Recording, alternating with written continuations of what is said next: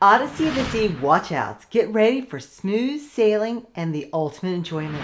Today I'm unveiling my top 5 things you need to watch out for on the Odyssey of the Seas. From navigating dining options to securing the best seat for the show, we've got you covered. Plus, stick around for a chance to win a free Disney cruise. Let's make your next adventure unforgettable with these essential tips.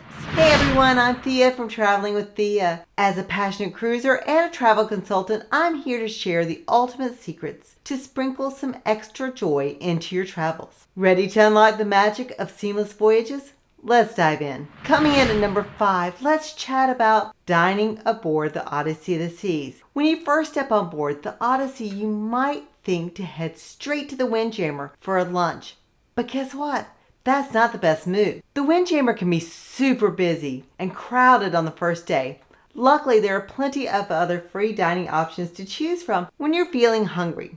You've got El Loco Fresh, the Cafe at 270, Solarium Bistro Cafe, Promenade, Sorrento's Pizza, and if you're in a suite, you have Coastal Kitchen. Most days the main dining room is available, but on boarding day, the main dining room is reserved for certain guests. My suggestion, check out the Solarium Bistro or Cafe 270 instead. They're usually less crowded and more enjoyable. I'll list all the free restaurants on screen for you. Watch out number 4, you need to make reservations for The Book, which is a Cirque du Soleil style show held in the 270. The best seats to catch all the action are in the balcony. The main level has a lot of obstructive views. Other shows like Showgirls and The Effectors are in the main theater and do not need reservations, but they fill up quickly, so get there early. We had a fantastic band called The Rookie on our sailing, so if they're on yours, make sure to arrive early and catch them. You'll also need reservations for Ifly, which is a skydiving simulator,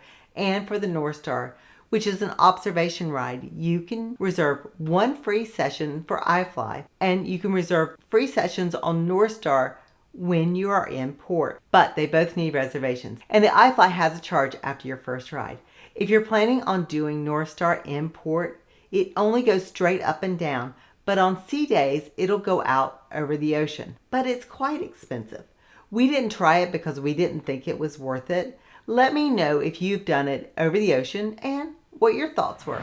Watch out number 3. On the Odysseys, there was a lot of marketing announcements that felt like they were trying to sell us stuff.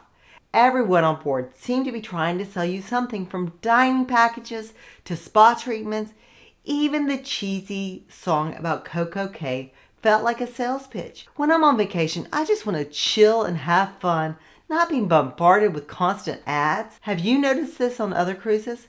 Let me know in the comments by typing A for yes, too much marketing, or B, I haven't really noticed. Before we dive into the last 2 tips, I want to invite you to join the Traveling with Thia community. It's super easy and totally free. Just hit that subscribe button and turn on notifications. Then head over to Facebook or Instagram and give me a follow. And don't forget to stick around to the end for a chance to win a free cruise.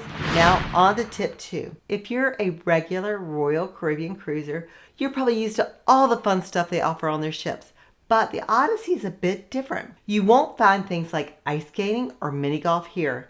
Instead, it's got some really cool features like bumper cars, a sports court called Seaplex. It's got the Ifly, which we talked about earlier, and North Star, and lots more. It's really an awesome ship. Now, the biggest thing to watch out for is the elevator buttons. I know it might sound strange to be careful of elevator buttons, but on this ship, they're different. They made them touchless because of COVID. So if you get too close to the panel, the whole row of buttons lights up like a little kid pressed them all. The captain even warned us about this. It's a bit of a funny problem and everyone jokes about it in the elevator. Also, the elevator can tell you if it's overcrowded. It might make you a little embarrassed if you went to the Windjammer too much. Now, want to know how you can win a Disney cruise?